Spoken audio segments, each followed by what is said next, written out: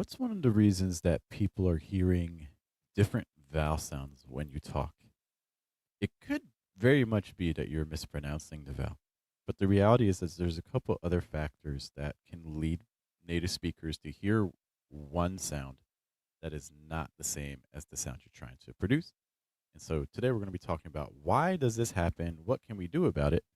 And hopefully how can we sustain it in order to achieve a more natural sound the next time we speak in American English pronunciation. Good morning, guys. Good evening. Good afternoon. Welcome to your American English pronunciation review show, which is the Schwa Mill. We are here Mondays, Tuesdays, and Fridays right around 7 a.m. New York time to make sure you can get some pronunciation feedback for files that you send to us. What you can see in the video description is you can see a link to a Telegram group. That is where people send me the audio files for review.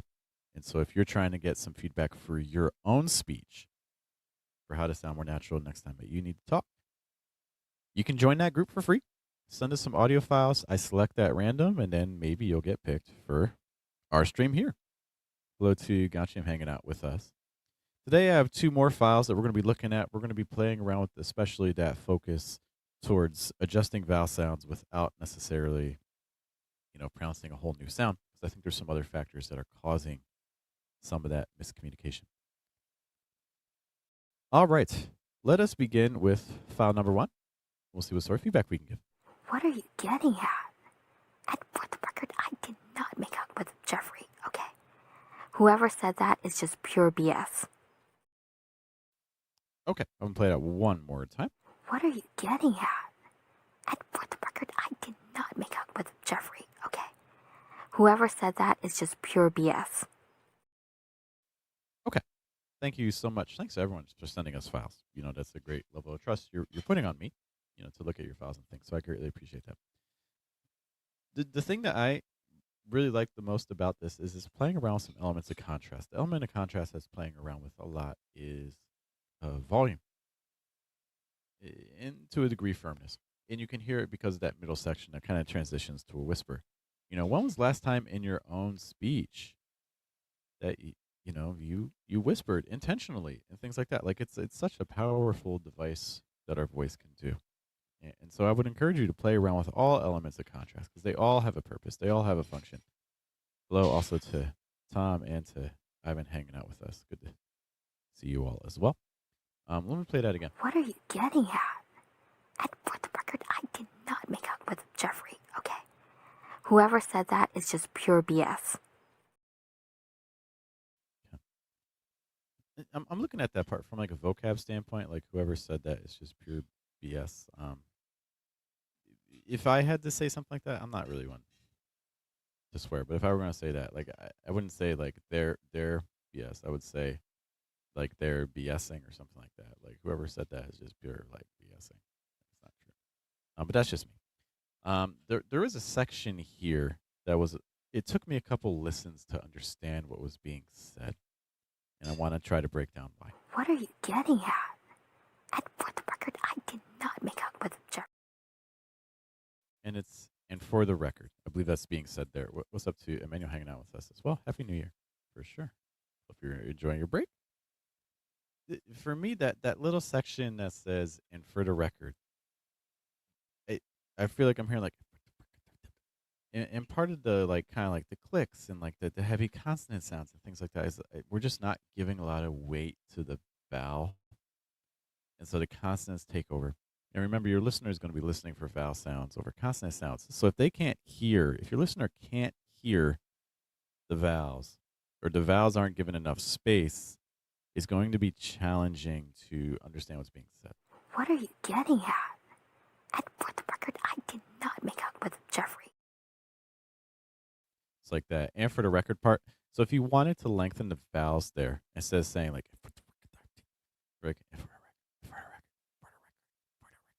it's like weakening the k sounds and the d sounds and like the th sound and focusing instead on the vowels. So for instance, for you oftentimes gets reduced to like fur. It's like fur, fur. It's like ooh, you need that sound, the schwa sound for the record. You need that sound again. So you have error, error, error, error, for a record, error, error, for a record. Um, so things like that, just to kind of smooth it out. Um, that's something that personally would have helped me a little bit when I was listening to this file, because it did take a couple listens for me to be like, what was being said there? I'll be honest. Final things about this audio file. What are you getting at? And for the record, I did not make out with Jeffrey, okay? The other thing that's happening here too, that I like in terms of contrast, again, playing around with firmness. So this is an example of firmness with like a whisper.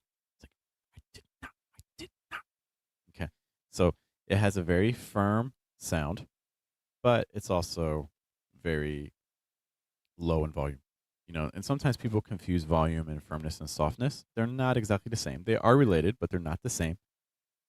And so this is an example, I think, of using a firm voice with a low volume, and I think it's used pretty effectively. Okay. Um, yeah. The very last comment I'll say is that I really like the emotion that's being conveyed here. You can sense kind of like the frustration, the slight confusion at the beginning. The emotions are coming across very, very cleanly and clearly, and I really like that. It's not easy for people to do that. It's not easy for people to incorporate emotion into their speech, especially in a second language, but it's hard enough for people to do it in their first language. So kudos for that. All right, thank you for sending that file. Much appreciated. Before we take a look at our second file and our main topic for today, I do just want to highlight, you may be like looking down, like bottom left, and you may see that little button that says join if you're watching on YouTube. And you may be like, why join the channel? Like, what's the point? I don't just want to watch a video early. That's what a lot of channels offer. For Fluent American, we actually have an offer for channel members that I think is pretty solid. So in case you don't know, we have a lot of group classes. Okay, we have group classes Mondays 9 to 9:30, 9:30 to 10:30, 11 to 11:30, 9 p.m. to 9:30 p.m. We're doing that schedule almost every day of the week. We're doing that roughly Monday, Tuesday, and Wednesday. Friday is a little bit abbreviated, but you're getting 1, 2, 3, 4, 5. You're getting like more than like 15 classes a week. And so if you're finding the things that we talk about here on this stream or in the videos, if you're finding those helpful, imagine actually seeing them at work with live students. We're doing the exercises. We're practicing the concepts that we need to sound more natural. And so channel members get to see all of the group coaching classes that I do throughout the day. They're also able to see all the previous classes. And I've been teaching a while, so you have access already to hundreds and hundreds of classes to practice improving all the core aspects of pronunciation that, let's be honest, most other pronunciation resources are not talking about. They're not talking about contrast. They're not talking about placement. They're not talking about breath. They're still focused on, what do you do with your tongue and your mouth, right? So if you want to focus on the core aspects of sound and how to produce it in a way that is not only clear but also natural, that channel membership may be an opportunity for you. So if you join, you get to see all of those classes live, and you get to interact with us in the chat, and you get to watch all the previous ones. Just wanted to highlight again just what exactly our channel membership program is about, in case you're interested. All right, let's take a look at our second file here. Recent studies found that African elephants have specific rumbles for different individuals. Okay, thank you again for sending this as well. A couple sounds I want to identify, but let's play this one more time. Recent studies found that African elephants have specific rumbles for different individuals. Okay, a couple keywords I want to highlight. I'm hearing some different sounds on than the sounds that our listener is going to be looking for. Okay. I'm specifically looking at studies, specific, different, and individuals. I want to talk about a concept called placement. I've already referenced it a couple times. Placement refers to where are you projecting sounds from? Where are you producing the sounds? Okay. For a lot of languages, sounds are being produced from a higher level, somewhere like the top of our throat through somewhere in our mouth area, at times even through our nose. For American English, the projection is much lower. The projection is lower, honestly than even other types of English. It's a little lower than British English. I'm working with a British actor right now, and that's a big thing we're working on. Every time he's able to keep his placement down, he sounds much more natural in American English. He loses a lot of that British accent just by projecting lower. One of the things with placement that's especially important, though, is because if you have the wrong placement, it can actually change how your vowel sounds to your listener. And so you can think you're pronouncing one thing, but your listener hears something completely different. For instance, for these words, for the word studies, studies has a schwa sound. It's that thinking sound, like But if your placement goes high, your listener is going to hear an ah sound. It's like studies, studies versus studies, studies. So we have to send it down. The next word, specific or specific, it depends if you're using a schwa or an eh sound. We run into the same issue though, because if your placement goes really high, once more you're changing that initial sound. It's like specific, specific, specific versus specific or specific. Okay. So again, the placement can cause an issue. Another common sound where if the placement goes too high, your listener is going to hear a very different sound is the short I sound and the E sound. Most languages in the world have an E sound. E. Okay. The American English one doesn't sound exactly like your first language does because it's lower. A lot of languages are doing like E, E, but American English is doing more E, E. So we have to watch out for that. And then there's another sound that less than 1% of languages have in the world, and it's the short I sound. And unfortunately, English has it. And it sounds like eh, eh. But if your placement goes high on that, you're going to end up in E territory. So instead of saying different, different, we end up saying like different, different, different, different, different. A lot of this has to do with where is our placement. So if our placement's in the wrong spot, it's going to change it. Similar idea with the word individuals. So it's not individuals, it's individuals. In.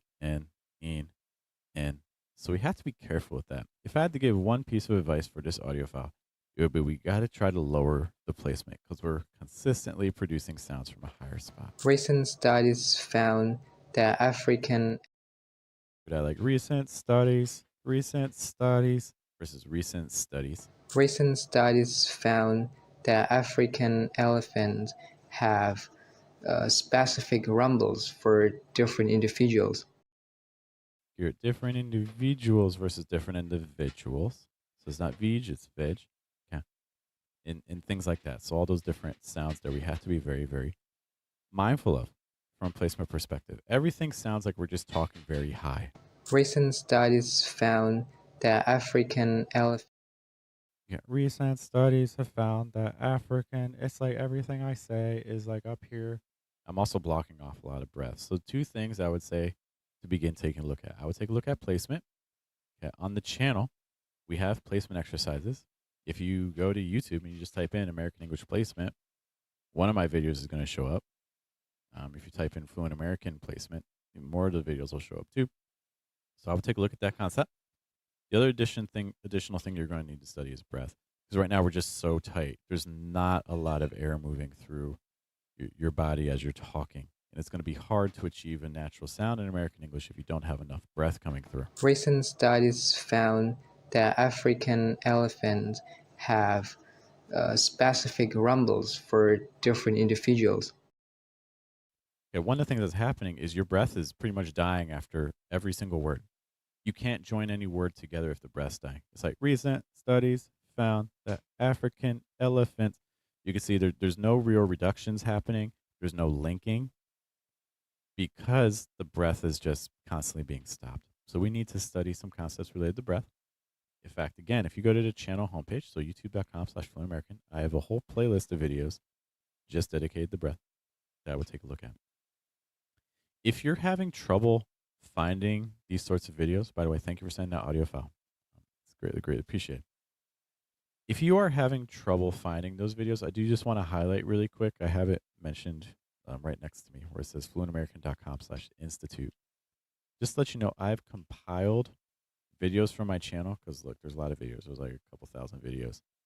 I've compiled them into modules based on specific things. So, for instance, one of the modules is all about core concepts like placement and breath and things like that. So, if you're having a hard time finding the videos and you're trying to get a more structured approach to your studying, you may like the Institute. If you go to fluentamerican.com/institute. Also today, just to note, we're doing our mastermind this morning. And then we also have a conversation club, a weekly conversation meeting. It's going to be starting on January 19th. More information about those things can be found at fluentamerican.com/institute. All right, thanks everyone who sent us files. I have a couple quick questions to answer before I head out. Mr. Go Big is here. Good to see you as always. What should I do? My 2026 is off to a bad start. Well, I'm sorry to hear that.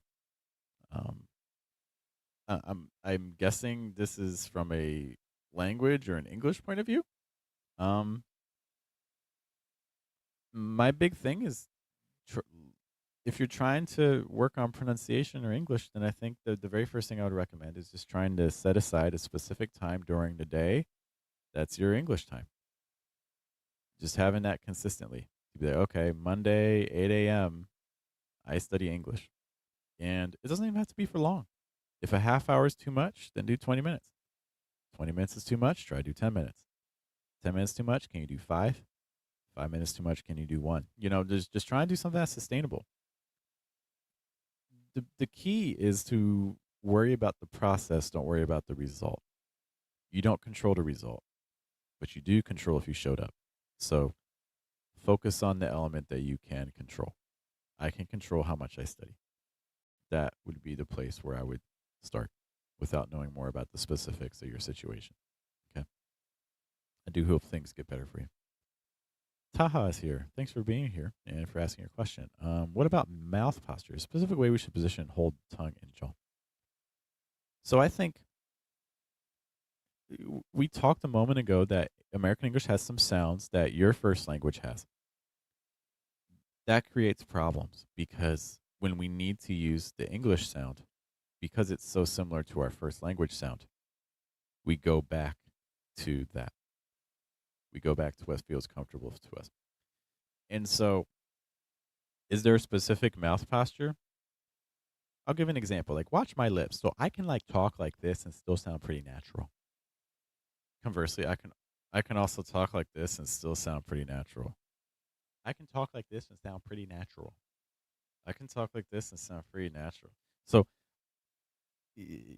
my apologies if you couldn't hear that too clearly, but one of the things I'm trying to demonstrate is that, you know, you can talk in a way that you have lots of movement and engagement of the muscles in your mouth area and tongue. Conversely, you can also speak in a way that has very minimal mouth movement. I just kept my lips straight the entire time, right?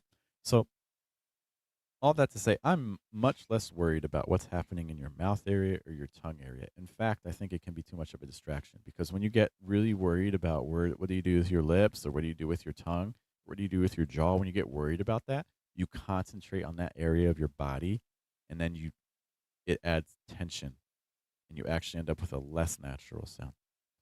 So instead, and you find these on YouTube, like if you type in like Fluent American straight lip challenge, things like that, where we just try saying sentences with very straight lips. Like, I want to say everything I'm going to tell you right now is very straight lips, often just by smiling. Because what that does is it removes all the tools you usually use. You can't compensate. There's no hiding. You can't just like change your lips to change the sound. No, you have to use the core. You have to use the right placement. You have to use the right breath and airflow through your body. Okay. So, is there a specific way we should hold or position our tongue and jaw? Maybe it would be good to practice that sort of exercise. Try saying sentences, smiling the entire time to try to get more breath through and to try to lower your placement and to try to get less tension through your mouth and jaw area.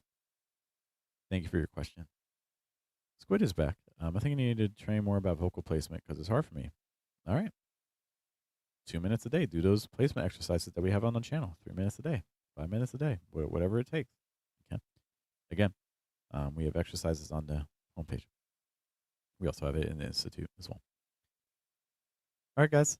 Thank you so much for hanging out with me. Look, there's a lot of pronunciation resources out there. So the fact that you spent some time here with me is appreciated. We'll be back with another edition of the Schwa Mill on Friday. I hope you guys have a good day, have a good night, and a good afternoon. I will see you later this